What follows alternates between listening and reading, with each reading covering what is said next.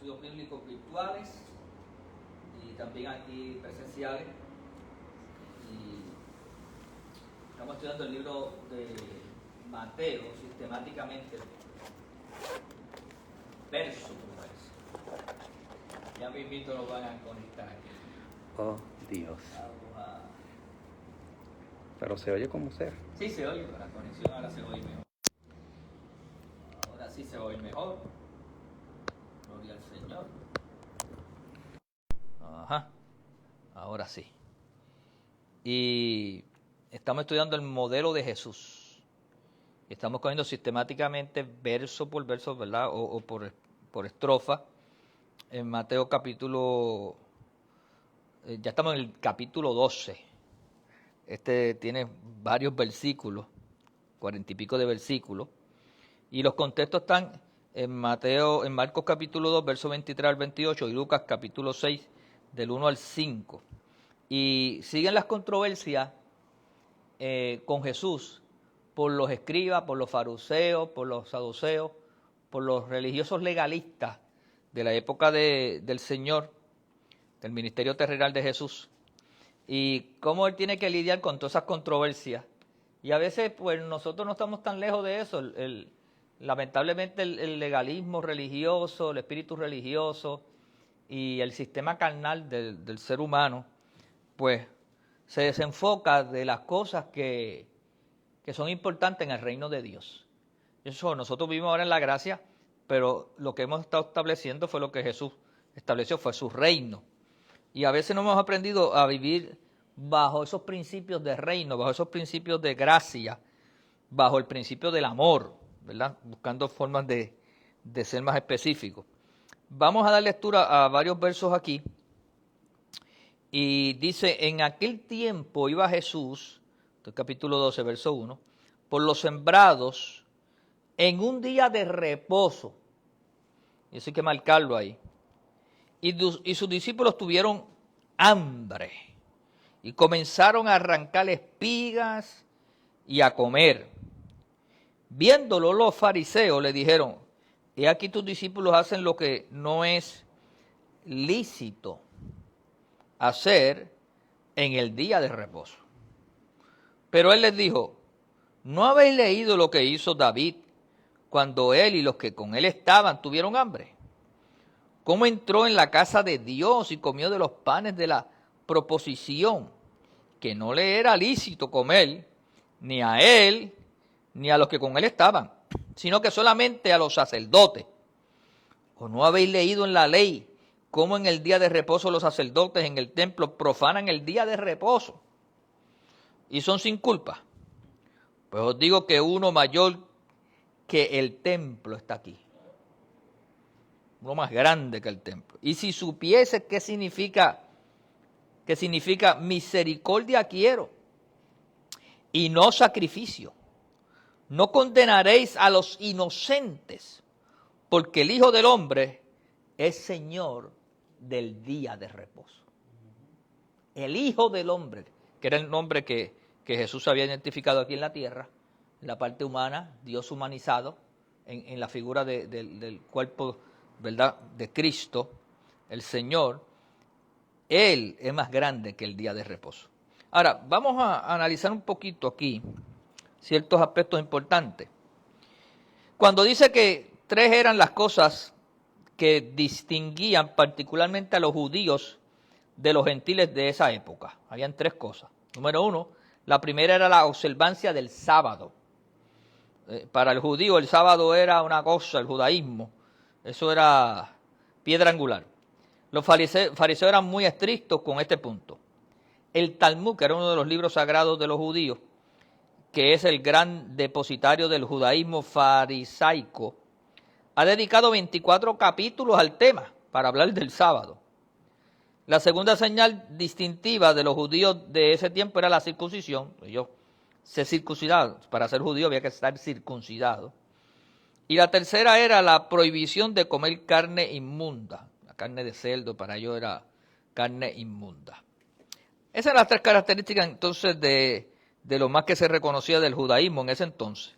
Cuando está hablando que los discípulos iban con Jesús por los sembrados, que también se usa la palabra graneros, campo de cereales. Sus discípulos tuvieron hambre, usando una palabra coloquial para nosotros, estaban hambrientos. Ellos comenzaron a arrancar espigas y a comer, más correctamente a cortar la cabeza de las espigas, ¿verdad? Para ese cereal que estaba ahí les hubiera para apaciguar el hambre, ¿verdad? Por lo tanto, también se le conoce como el grano del trigo y esas espigas. Cuando los fariseos vieron eso, buscando cómo tener controversia y conflicto con Jesús, ¿verdad? Siguieron a Jesús no con el fin de recibir su ayuda, sino para espiarlo con la esperanza de perturbarlo. De manera que cuando vieron que los apóstoles arrancaban las espigas de trigo, inmediatamente lo acusaron de cosechar en el día. Miren lo que se inventaron. Por un simple pedacito de grano, de hoja, para apaciguar el hambre, crearon toda una situación y a tratar de buscar cómo hacer sentir o perturbar a Cristo, diciéndole que no era lícito en el día de reposo.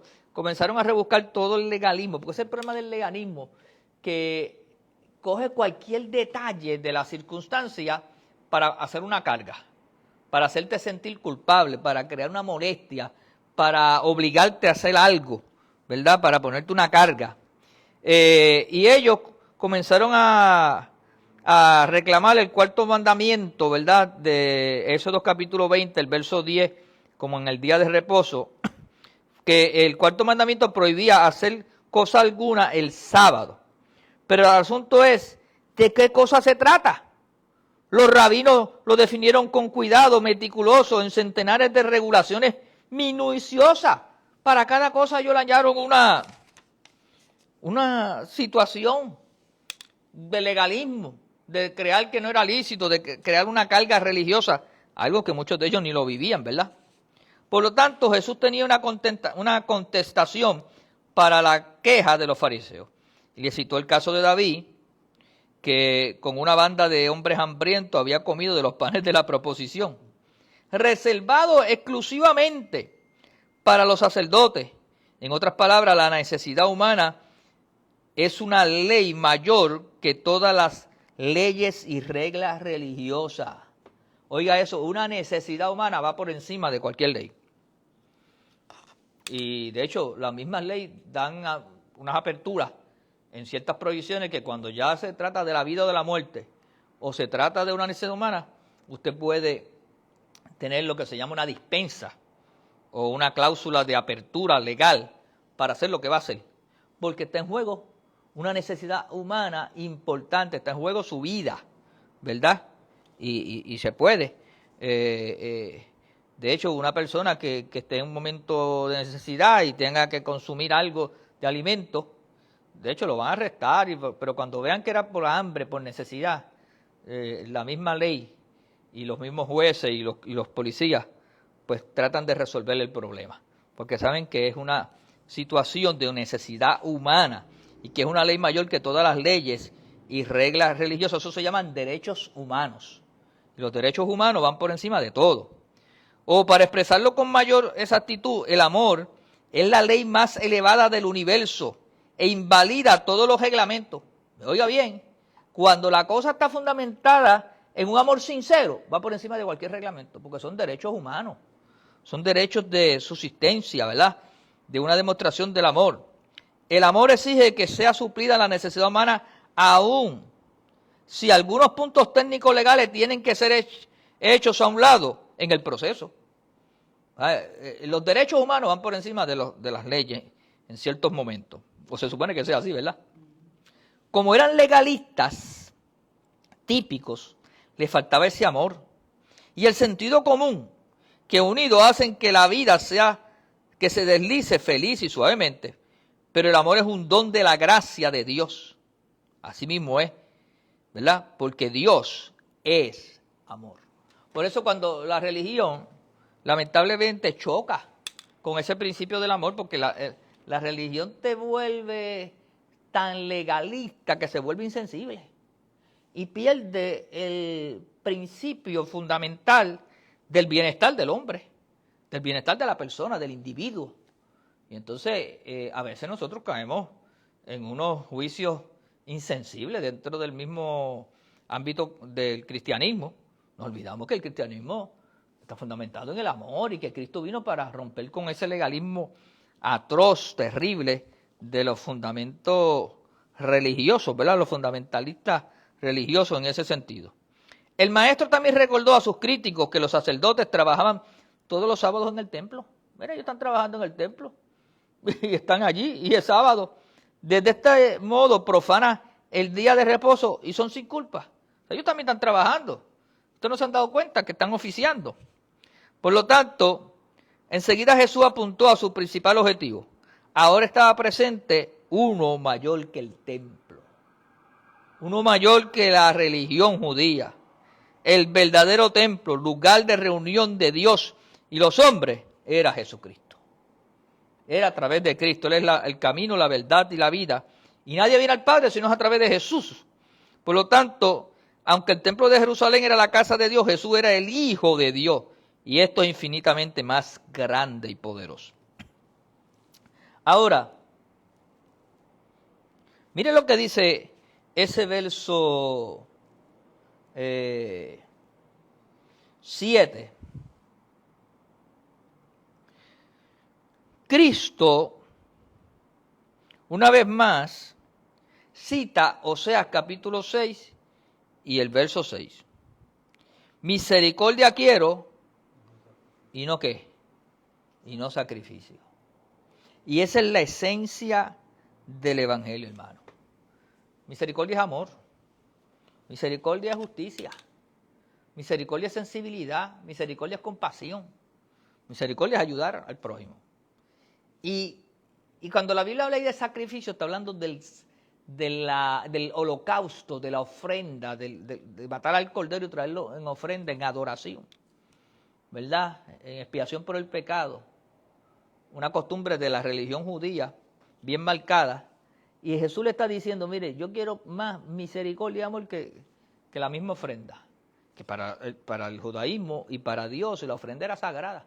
Se está practicando desde Adán y Eva.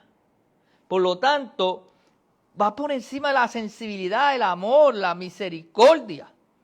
El ser sensible. El no estar juzgando, el no estar metido en este atropello religioso, que todavía, aunque nosotros no participamos del judaísmo, hemos arrastrado a veces en nuestras iglesias y en nuestros cultos, en nuestra devoción, un espíritu legalista también en muchas ocasiones, y atropellamos a la gente en nuestras expresiones y nuestras acciones. Por lo tanto, Jesús declaró que si los fariseos hubieran conocido el significado de Oseas capítulo 6 y el verso 6, la construcción griega implica que no lo habían logrado, no habrían condenado a los inocentes, ¿verdad? Y la condenación es la obra del Espíritu Santo, según Juan 16:8, no de los seres humanos. Los seres humanos no estaban diseñados para condenar a nadie. Dios es el que hace el juicio justo. Cuando andamos condenando a otros, estamos usurpando la autoridad divina. El punto decisivo era que el Hijo del Hombre, el Mesías, era un Señor, era el Señor del día de reposo. Él era el Señor, era más grande. Y si ellos no podían reconocer a Jesús, que era el que vino a reconciliar al hombre con Dios, estaban más enfocados en su religión. Pero sabemos que todo lo que ellos buscaban era una controversia y estar entorpeciendo el ministerio. Acto seguido, Jesús, vamos a leer ahora del verso 9 al 14. Acto seguido, dice, pasando de allí vino a la sinagoga de ellos. Y he aquí, había allí uno que tenía seca una mano. Y preguntaron a Jesús para poder acusarle, ¿es lícito sanar en el día de reposo? Oye, se hallan con el mismo julepe. Hay gente que la verdad que es terrible en ese sentido, ¿verdad? Y él le dijo, ¿qué hombre habrá de vosotros que tenga una oveja? Y si ésta cayera en un hoyo, en el día de reposo no le eche la mano y la levante? Pues ¿cuánto más vale un hombre que una oveja? Por consiguiente, ¿es lícito hacer el bien en los días de reposo? Jesús le contestó, por consiguiente, es lícito, es legal, es moral hacer el bien en el día de reposo. Entonces dijo aquel hombre, extiende tu mano. Y él le extendió y le fue restaurada sana como la otra. Y salidos los fariseos, tuvieron consejo contra Jesús para destruirle. ¿Y qué cosa? ¿Sabe? Hay gente, hermano, que el legalismo es tan terrible en ellos, que aunque Dios haga un milagro, aunque se le enseñe y se le ministre, siguen obtusos y obstinados con su religión. Y esa gente, Jesús dijo más adelante, no le tiren la perla a los cerdos. Tú no puedes seguir insistiendo porque con gente que lamentablemente ellos van a continuar obstinados, obsesionados con su pensamiento religioso. Fíjese que este milagro, que aparece también en Marcos capítulo 3 del 1 al 6 y en Lucas 6 del 6 al 11, constituye otro punto en el conflicto de Jesús con los fariseos sobre el asunto de la observancia del sábado. Y fíjense que Jesús fue a la sinagoga de ellos, se cree que posiblemente era en Capernaum. Un hombre que tenía seca una mano, literalmente toda seca. ¿Verdad? No podemos decir qué enfermedad sería, pero a veces nosotros por ahí vemos gente con polio, ¿verdad? Y ciertas enfermedades y podemos tener algo de referencia, ¿verdad? Y los fariseos siguen insistiendo en crear un problema y les dice, es lícito sanar en el día de reposo. Su propósito era obtener no una información para ellos, sino evidentemente algo contra él para poder acusar. Estaban buscando dónde agarraban al Señor. Ahora, es importante señalar que hubo Marcos capítulo 3, verso 4 y Lucas 6, 9, hacen referencia y lo presentan de diferentes maneras, pero a veces no nos podemos enfocar, porque como yo le he explicado, cada evangelista o cada escritor escribió desde su punto de vista, de su idiosincrasia, algunos porque otros le narraron, pero en esencia era lo mismo, era un hombre que se sana de un problema de una mano que estaba seca. Y entonces la cuestión también sigue siendo la misma, ¿es lícito sanar en el día de reposo? Jesús le contestó con otra pregunta. Es lícito, fíjate que eso es lo mismo, es lícito hacer el bien en sábado. O sea, vamos a cambiarle la misma cosa, pero le cambiamos la retórica o la formulación. Es lícito hacer el bien el sábado. Y se quedaron allí, tú sabes, patinando. O hacer el mal, ¿cuál de las dos? Salvar la vida o quitarla. Marco, a diferencia de Mateo, que no lo tiene, dice, ellos callaban. Marco señaló eso, ellos callaban, se quedaron calladitos, todos conmigo. Al responder a la interrogación de los fariseos con otra pregunta, Jesús coloca la de ellos en su propia perspectiva. De esta manera silenció a sus opositores. ¿Por qué iban a responder? Si ellos respondían, ellos mismos quedaban en vergüenza, se incriminaban. Por lo tanto, entonces el Creador ordenó a esta criatura afligida, extiende tu mano. Y tú sabes que primero Jesús le dice estas palabras, porque estas palabras son bien importantes aquí. Y le dice, ¿qué hombre habrá de vosotros que tenga una oveja y si esta cayera en un hoyo en el día de reposo no le eche mano y la levante? Pues, ¿cuánto más vale un hombre que una oveja? Si ustedes, que el negocio de ustedes son ovejas, que es lo que le produce lana o le produce leche o le produce lo que sea, los animales que tienen, ustedes los protegen y no importa que sea sábado, dice, párate, miran para el lado y resuelven. ¿Cuánto más hacerle bien a este hombre? ¿Sabe qué vale más, un animal o un hombre? De hecho, estamos viendo una sociedad que últimamente como que los animales valen más que los seres humanos. Tienen derechos y privilegios y las condenas son más altas. Yo no sé, ¿verdad? Yo ahí creo que hay que proteger toda la creación, pero creo que la máxima creación es el ser humano. Si hay otra teología sobre eso, que alguien me la explique. Por lo tanto, el orden que Dios diseñó es el ser humano y después entonces viene el resto de la creación. De hecho, fue lo último que creó. Y dijo que era grande sobremanera. Le dio hasta un reconocimiento mayor. Entonces, en ese punto, ¿es lícito sanar en el día de reposo? Hablando sobre eso. Cristo preguntó si ellos no tratarían de sacar la oveja. Entonces el Creador ordenó a esta criatura afligida, extiende tu mano. Y cuando el hombre extendió su mano, le fue restaurada sana como la otra. En otras palabras, el hombre demostró su fe por su obediencia.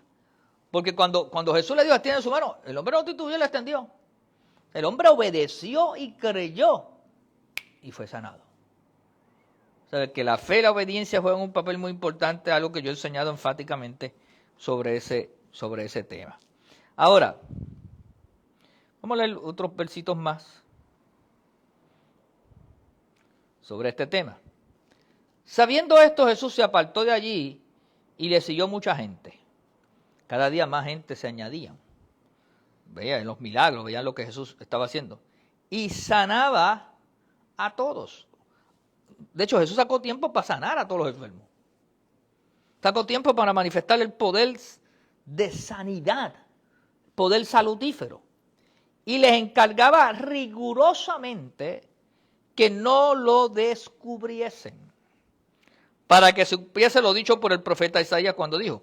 Pero antes de ir al profeta Isaías, habían dos circunstancias que se creen los estudiosos porque Jesús les encargaba rigurosamente que no lo descubriesen. Una de ellas era porque le estaban tomando mucho tiempo en las actividades de sanidad y entonces se estaba descuidando la enseñanza. Y los milagros son importantes y las sanidades, pero si no hay enseñanza, no hay fe, no hay palabra, no hay edificación para nutrirse espiritualmente. Y Jesús tenía un ministerio bastante balanceado, ¿verdad? Ese era el propósito, ¿verdad? Y lo segundo era que Jesús procuraba evitar la publicidad en su ministerio de sanidad para que no le sirviera de impedimento a su más importante ministerio de enseñanza. Además, también deseaba evitar que la excitación popular se volviera una ola incontrolable entre el pueblo, con el consiguiente peligro de un levantamiento revolucionario contra Roma. O sea, Jesús no quería desviar lo que era el ministerio. Él vino aquí a libertar al hombre, no a ponerse a crear una revolución contra Roma. Entonces, luego Jesús va a citar el profeta Isaías, que esa escritura está en el capítulo 42, el 1 al 4, las más que se asemejan a esta, porque no necesariamente son de la Septuaginta, ¿verdad? Pero se recogen así. Entonces, he aquí mi siervo, a quien he escogido. Está hablando de una palabra profética que se cumplió en Cristo, ¿verdad? Como el servidor escogido. Mi amado, y fíjese que amado está con letra mayúscula, en quien se agrada mi alma, haciendo referencia a su Hijo amado, Jesucristo. Pondré mi espíritu sobre él, y espíritu está con letra mayúscula, haciendo referencia al Espíritu Santo y en cumplimiento de la Escritura cuando Juan el Bautista estaba bautizando a Jesús y descendió el Espíritu Santo y se manifestó sobre Cristo y Cristo fue lleno del Espíritu Santo y comenzó el ministerio. Y a los gentiles anunciará juicio. Esa palabra juicio es justicia. Y va a traer la justicia de Dios, los beneficios del reino, ¿verdad? No contenderá ni voceará, ni nadie oirá en las calles su voz.